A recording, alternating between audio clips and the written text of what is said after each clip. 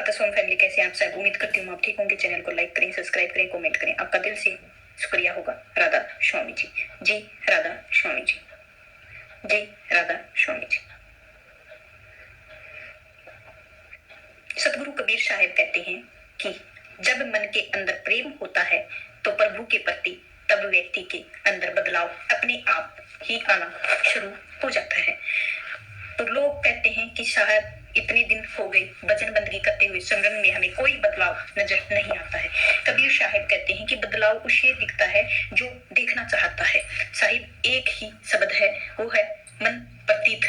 भाई तब वे अवगुण छूट ना लागे, दिन बाढ़ प्रीति नहीं की है। भाई जब इस मन में उस मालिक के लिए प्रति बढ़ी है और प्रेम बढ़ा है और धीरे धीरे करके उसके अवगुण वो छूटने लगे हैं, दूर होने लगे हैं, गुणों से भरकर उबर रहे हैं, अवगुणों को एक एक करके मुझसे दूर जा रहे हैं। जो मेरा प्रेम इसी के कारण परमात्मा के प्रति भी और ज्यादा बढ़ता जा रहा है। अब जो यह अवगुण है, यह अवगुण छूटते कैसे हैं? ऐसा क्या है कि प्रेम बढ़ने के बाद अवगुण छूट जाते हैं? तो साहब बताते हैं, जिस प्रकार कोई व्यक्ति किसी से प्रेम करता है तो उसे केवल वही व्यक्ति याद रहता है जिससे कि वह प्रेम करता है। यदि कोई व्यक्ति से किसी से प्रेम करता है तो प्रेमिका याद रहती है। किसी स्त्री के पुरुष से प्रेम होता है तो वह अपने प्रेम को याद करती है। मन से बाकी सारी चीजें निकल जाती हैं। हर घड़ी हर पल केवल उसी से मिलने की कामना रहती है, उसी से मिलने की सोचती है, केवल उसी के ही ध्यान में रहती है। यह तो चीज साहिब जी कहते हैं, जब वो केवल उसी को याद करती है, बाकी सारे संसार अपने आप भूल जाती है। जब संसार को ही भूल गई तो फिर संसार के अवगुण उसके अंदर कहाँ रहेंगे? आपको भी जीवन में कभी ना कभी किसी न किसी से प्रेम जरूर होगा, चाहे वह विवाह के बाद हुआ हो, चाहे विवाह से पहले हुआ हो, लेकिन प्रेम तो होता है। आपने देखा होगा, जो लोग कल तक आपको लगते थे वो तुम्हें हितैषी थे, लेकिन जब से आपको प्रेम करते हैं आपको वो सबसे प्यारे लगते हैं। यदि उससे विरोध कोई बोलता है तो आपका क्रोध आता है, फिर आपको वह व्यक्ति दुश्मन दिखाई देने लगता है, क्योंकि वह आपके प्रेम के विरुद्ध बोल रहा है। ठीक उसी ही प्रकार जब व्यक्ति नाम सिमरन में चलता है और धीरे धीरे वो परमात्मा की तरफ बढ़ना शुरू होता है, तो उसका प्रेम जब नाम में होता है तो उसका श्वास जब चलना शुरू हो जाता है तो उसे केवल नाम ही समझ आता है। वह संसार की तरफ धीरे धीरे विरक्त होता जाता है। जैसे जैसे विरक्त होगा वह संसार रूपी विकार अपने आप दूर हो जाएंगे। जैसे प्रेमी को संसार से कोई लेना देना नहीं रहता है, धनी हो या ना हो वह सोचता ही नहीं है, उसके वस्त्र फटे हों या नए हों वह सोचता ही नहीं है। मीरा ने जब इतना उठाया था तो गाती हुई चल पड़ी थी, तो प्रभु गिरधर नागर दूसरों का ना कोई जाके सर्रे मोर मुकटे पति सोई, अब गिरधर प्रेम हो गया। उसने भी यह देखा कि मेरे वस्त्र कैसे हैं, उसने भी यह देखा कि जो मेरी लाज है जो वो क्या होगी। किसी के राजकुल की स्त्री हूँ या कुल ज्ञान की थी, ना उसे अपने हाल का कुछ ध्यान था, कुछ भी तो उसे याद नहीं था सिवाय गिरधर और प्रेम के। तो कबीर साहिब यही कहते हैं, जैसे इन लोगों को जो भक्ति है, भक्ति का जब भगवान से प्रेम होता है तो वह संसार की सारी प्रीत भुला देते हैं, उसे परमात्मा के प्रति ज्यादा बढ़ाव होना शुरू हो जाता है। साहिब कहते हैं, सूरत निरत मिल ज्ञान जो हरि निरख परख, जिन वस्तु लई की भाई यह जो हमारी सूरत है ना, तो जिसे हम लोग कहते हैं ध्यान एकाग्रता है, जो नीरत है, जो कि कहा जाता है लगाओ हमारा जैसे लगाओ किस में है। इस संसार में सोते समय भी हमारा संसार ही लगाव रहता है, इस शरीर के प्रति ही लगाव रहता है। कहते हैं जब भी इस सूरत को नीरत के साथ ज्ञान जोहरी मिल जाता है तो वह जोहरी, वह ज्ञान रूपी जोहरी इन्हें समझाता है कि सही क्या है, सही और गलत क्या है, असली कौन है, नकली कौन है। जिसे तुम हीरा समझ रहे हो वास्तव में हीरा नहीं है, वो कांच है, जो वह जोहरी बताता है। ठीक उसी प्रकार ज्ञान बताता है, वह सूरत जिसमें लगी हुई है वह संसार सत्य है कि मिथ्या है। यदि आप सत्य हैं तो क्या सत्य है, उसमें से यदि मिथ्या है तो क्यों मिथ्या है। और इस प्रकार से जोहरी के साथ फिर यह सूरत और नीरत जो है यह प्रगति है, और इस जीवन को यह जिस वस्तु को इसने प्राप्त किया है और उसे प्रगति है। इस वस्तु को प्राप्त करने के लिए हमें कष्ट हुआ है, हमें सुख हुआ है, इसे प्राप्त करने के पश्चात क्या हमें कोई भय लगा है? इसको खो जाने के का कोई नहीं लगा है। क्या यह अब भी सुरक्षित है, हमारे पास है या नहीं है, क्या हम इससे खो जाएंगे या हमेशा के लिए साथ रहेगी। इस प्रकार परखते हैं। यह हमारी सूरत उसको परखती है, यह नीरत उसे परखती है। जो वस्तु हमारे पास है, जब इसको समझ में आता है या नहीं, तो वस्तु अभी तक हम पकड़े हुए हैं। यह तो पल पल अपना स्वरूप बदलती रहती है। चाहे कोई भी कितनी सुंदर स्त्री हो, वह सुंदर स्त्री धीरे धीरे उसका यौन ढलना शुरू हो जाता है। वह सूरत दिखती है और यह तो बदलाव होता है। यह चंडी जो है कल तक सुंदर दिखाई दे रही थी, आज वही चाम बूढ़ा हो गया है, लटकने लग गया है। जो दांत कल तक मजबूत थे, वही दांत धीरे धीरे ढीले होने लगे हैं। कबीर साहब कहते हैं कि एक उदाहरण देते हुए कि एक व्यक्ति था और उस व्यक्ति को बड़ी मित्रता थी किसके साथ? काल के साथ उसने मित्रता कर ली। मित्रता क्यों करी? क्योंकि उसे काल से बड़ा डर लगता था, वो मरना नहीं चाहता था। उसने अपने मित्र काल से कहा कि मित्र, तुम किसी को नहीं छोड़ते हो और इसी प्रकार किसी न किसी दिन तुम मुझे भी मार डालोगे। मैं भी किसी न किसी दिन किसी को तुम्हारी गाल में समा जाऊंगा। तो काल ने कहा कि यह मृत्युलोक है, जो आया है तो उसे मरना ही है। तो ये तो स्पष्ट है, इसलिए मैं मजबूर हूँ कि तुम मित्र मेरे हो, इसलिए मैं इतनी रिसायत तुम्हें कर सकता हूँ और करूंगा भी। मुझसे क्या आशा रखते हो, वह तुम मुझको बता दो, फिर कितनी भी रिसायत कर सकता हूँ वह मैं करूंगा। व्यक्ति ने कहा कि मित्र, मैं जानता हूँ इस संसार में तो अवतार भी अमर नहीं रहे हैं, लेकिन मैं बस इतना चाहता हूँ कि आप मुझे अपने लोक तक ले जाने और आने के लिए कुछ दिन पहले मुझे एक पत्र अवश्य लिख देना, ताकि मैं अपने बाल बच्चों और कारोबार की सारी बातें अच्छी तरीके से समझा सकूं। स्वयं भी भगवान के भजन में लग जाऊं, ताकि मुझे लेकर जाओ तो भगवान धाम से प्राप्त कर सकूं। और जो काल है बड़े प्रेम से कहा, कौन सी बड़ी बात है, मैं 1 नहीं 2 नहीं 3 नहीं 4 पत्र लिख दूंगा। तुम मित्र हो मेरे, अवश्य भेजूंगा, तुम चिंता मत करो। अब 4 पत्रों के बीच ऐसा नहीं है कि समय 1 या 2 का ही रहेगा, समय तुम्हें भी अच्छा खासा दूंगा। तुम सचेत होकर अपना सारा काम निपटा लेना, तब मैं जाऊंगा तुम्हें लेने के लिए। जो मनुष्य था वह प्रसन्न हुआ, सोचने लगा कि आज मेरे मन में काल का भय था, वो मेरे मन से वह निकल गया है। अब मैं जाने से पहले अपने सारे कार्यों को पूर्ण करके जाऊंगा, तो देवता भी मेरा सम्मान करेंगे। वाह वाह, कैसा व्यक्ति आया है, तो अपने सारे कार्य पूर्ण करके मैं आऊंगा। अन्यथा इस संसार में जो भी जाते हैं, उसकी कामनाएं, उनकी इच्छाएं, उनके कार्य अधूरे रह जाते हैं। तो वो बड़ा ही खुश हुआ। धीरे धीरे दिन बीतते गए और आखिरी में मृत्यु की घड़ी आ गई। और जब मृत्यु की घड़ी आई तो काल ने अपने दूतों के साथ पहुंच गया और उसके समीप उसके आकर बोला कि मित्र, तुम्हारा समय पूरा हो गया है, अब मेरे साथ चलो। मैं मान्यता, सत्यता, दृढ़ता पूर्वक अपने मालिक की आज्ञा का पालन करते हुए मैं तुम्हें लेने आया हूँ। मित्र ने कहा कि अरे, तुमने तो मुझे कुछ बताया भी नहीं, एकदम से लेने आ गए, थोड़ा समय दो। ताकि काल ने कहा, नहीं, एक श्वास लेने का भी मैं तुम्हें अवसर नहीं मिलेगा, एक श्वास भी नहीं। तो मृत्यु, जो मनुष्य था, उसके माथे पर एकदम बल पड़ गई। उसको गुस्सा आने लगा और कहने लगा, धिक्कार है तुम्हारे जैसे मित्रों से, विश्वासघात करते हो तुम, लज्जा नहीं आई। तुमने मुझे वचन दिया था कि मैं लेने आने से पहले मैं पत्र लिखूंगा, लेकिन तुमने कुछ नहीं लिखा। मुझे बड़ा दुख है और तुम किसी की सूचना अचानक अपने यमदूतों को लेकर अब मेरे सिर पर चढ़ाई है और मित्रता तो दूर रही, तुमने अपने वचनों को भी नहीं निभाया। मैं कैसे मित्र कहूं तुम्हें, मैं तो काल हंसा और बोल कि मित्र, इतना झूठ मत बोलो, मेरे सामने ही तुम मुझे झूठा साबित कर रहे हो। मैंने आपको 1 नहीं 4 पत्र भेजे, लेकिन आपने एक ही उत्तर नहीं दिया। यह व्यक्ति पूछता है कि चौंक कर कि पत्र कौन से पत्र, प्रमाण है क्या तुमने मुझे पत्र भेजे हैं? मैंने तो कोई पत्र नहीं देखा। मुझे अगर पत्र प्राप्त होते तो मैं भी उसका अवश्य जवाब देता। यदि पत्र भेजे होते तो मैं दिखाता, रसीद दिखाओ, प्रमाण दिखाओ। काल ने कहा, मित्र घबराओ नहीं, मेरे 4 पत्र इस समय आपके मौजूद हैं। मेरा पहला पत्र आपके सिर पर चढ़कर बोला, आपके काले सुंदर बालों को पकड़कर उन्हें सफेद कर दिखाया।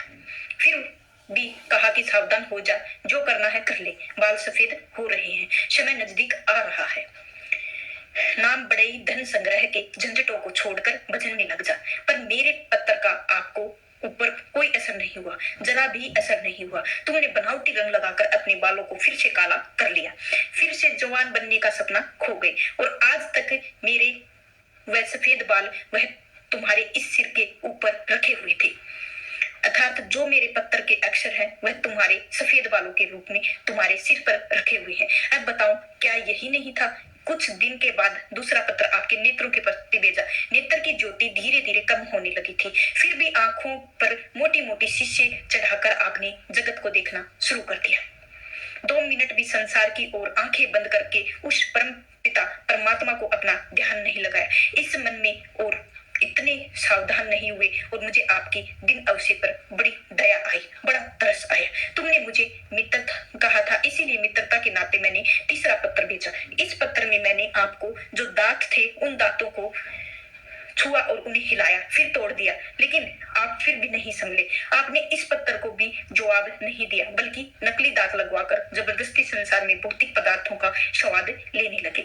यही तो समस्या है इंसान की। इंसान को कितना भी समझाओ, बाल सफेद हो जाएंगे, काले कर लूंगा, आंखों से दिखना रह जाएगा, चश्मा लगा लूंगा, दांत गिर जाएंगे तो मैं नकली लगवा लूंगा, लेकिन इंसान मानता नहीं है और फिर मौत और कुछ छोड़कर चले जाते हैं। तो काल कहता है कि आपने मेरे इस पत्र को जवाब नहीं दिया, कि मुझे बहुत बड़ा दुख हुआ, कि मैं सदैव आपके भले के लिए सोचता हूँ। फिर यह हर बार आपका एक नया और बनावटी रास्ता अपनाने के लिए हमेशा तैयार रहते थे।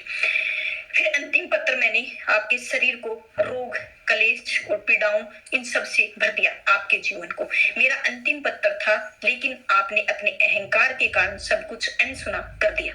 जब मनुष्य ने काल के भेजे हुए पत्रों को समझा नहीं तो वह उठ कर रोने लगा, अपने विपरीत कर्मों के पश्चाताप करने लगा। उसने स्वीकार किया कि हाँ, तुमने पत्र भेजे, लेकिन मैंने गलतफहमी में तुम्हारी उस चेतावनी भरे पत्रों को नहीं पढ़ा, इनकी तरफ ध्यान ही नहीं दिया। ये सदा ही यह सोचता रहा कि कल भगवान का भजन करूंगा, अपनी जो भी कमाई थी वह अच्छे शुभ कार्यों में लगाऊंगा, लेकिन वह कल कभी आया ही नहीं। कबीर साहब कहते हैं, आ दिन पाछे गए हरी से किया ना हेत, अब पछताए क्या करे जब चिड़िया चुग गई खेत। जो तुम्हारे अच्छे दिन हैं वह तो पीछे चले गए और उसकी तरफ तो व्यक्ति ध्यान ही नहीं देता है। जब जवानी होती है व्यक्ति सब कुछ कर सकता है, उसकी तरफ ध्यान ही नहीं देता है। परमात्मा का सिमरन भी कर लूंगा सोचता है, बुढ़ापे में कर लूंगा। जो जवानी है, जो जीवन है, उस परमात्मा ने दिया है, उस जीवन को, जो जवानी है, जो कीमती समय है, वह सारा कीमती समय इस संसार में बांट देता है। और जो कंकर पत्थर रूपी जो बुढ़ापा रह जाता है, वह इंद्रियां शिथिल हो जाती हैं, शरीर जवाब दे देता है, जीभ तुतलाने लगती है, क्योंकि व्यक्ति कुछ भी ढंग से कर नहीं पाता है, पराधीन हो जाता है।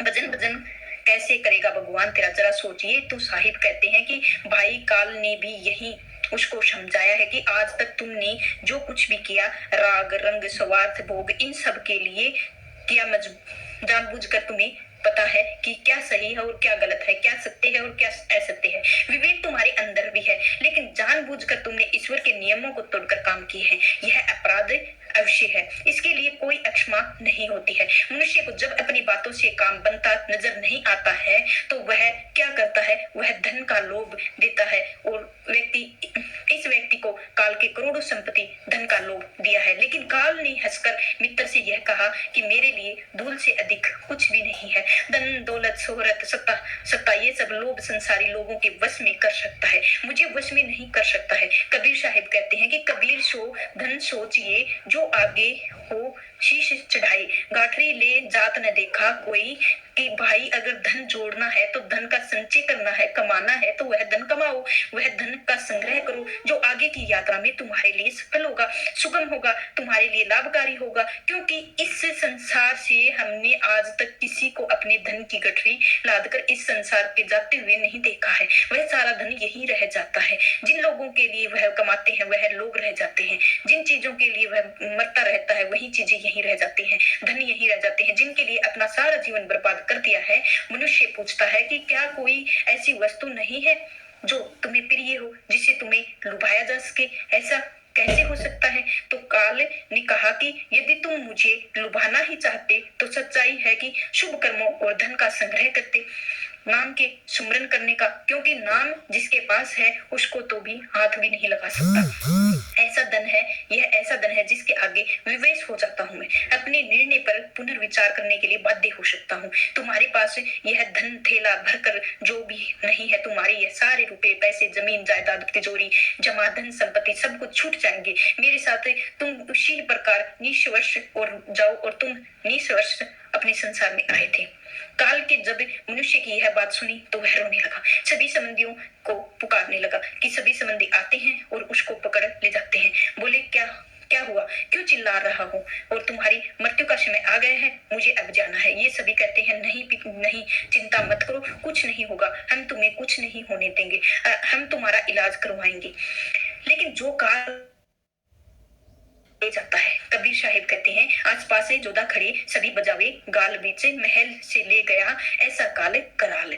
कि यह तो एक सामान्य मनुष्य की बात है। सिकंदर जिसने इस संसार को आधी दुनिया को जीत लिया है, वो सिकंदर इस संसार से खाली हाथ गया और उसके आसपास योद्धा थे, इतने वेद चिकित्सक, लेकिन उसे कोई नहीं बचा पाए। वह बीच महल में उठे और उसे वहां ही रह गए। कबीर साहब कहते हैं कि यह काल बड़ी ही गहरी बात बताता है कि एक सत्य है जो अटल है। वह सत्य यह है कि एक दिन हमें मरना है और जरूर मरना है। हम जीवन में कितनी भी दौलत जमा करेंगे, कितनी भी शहरत करेंगे और संतान होंगे, और अनिश्चय होता है कि समय गर्भ में छुपा होता है, परंतु हम मरेंगे, यह एक दिन अवश्य होना है। यह बात जन्म के साथ हमें पता होती है, इसीलिए व्यक्ति उसी की तैयारी करनी चाहिए। लेकिन हम जीने के लिए तैयारी करते हैं, जबकि तैयारी मरने के लिए नहीं करते हैं। आप वैसे ही तो साहिब यही कहते हैं कि सूरत नीरत मिल ज्ञान जोहरी, निरख परख जिन्हें वस्तु लई, कि ज्ञान रूपी जोहरी के साथ जब यह सूरत नीरत मिल जाती है, तब यह प्रकृति उन चीजों को देखती है, प्रकृति है जो इसने इस संसार में ग्रहण करी है। उसने क्या ग्रहण किया है? उसने नाम लिया था या नाम के बदले दान को चुना था, धन को चुना था या वैभव संपत्ति को चुना था। कोई भी व्यक्ति हो, चाहे वह करोड़ों कमाता हो, दूसरा व्यक्ति चाहे हजारों कमाता हो, लेकिन करोड़ों वाला दुखी रहे, लेकिन हजारों वाला सुखी रहे, क्योंकि सुख कभी धन से नहीं नापा जा सकता है। सुख तो एक भावना है, जो सब कुछ भाव होते हैं। यह सारा संसार भाव है पर चल रहा है, लेकिन संसार इस भाव में धन से जोड़ देता है, यही उसके कष्टों का कारण है। लेकिन कबीर साहिब कहते हैं कि मन जो सौदा किया है, वह सौदा मैंने धन का नहीं किया है, मैंने इस दाम का सौदा नहीं, मैंने नाम का सौदा किया है, अपने सुवासों का सौदा किया है। इस नाम के लिए थोड़ी बनज बहुत हो, बाड़ी उपजने लागे लालमयी, कि थोड़ा सा सौदा किया है मैंने, लेकिन थोड़ा सा ही सौदा धीरे धीरे बढ़ता बढ़ता चला गया है। मैंने केवल नाम लिया है, किस चीज के बदले? अपनी श्वासों के बदले, और बदले में मुझे गुरुदेव ने इस नाम के माध्यम से उस परमात्मा के साथ एक कर दिया है। कहा तो एक नाम ले रहा हूँ, और कहा है कि पूरी परमात्मा ने मेरे साथ एक साथ हो गया है।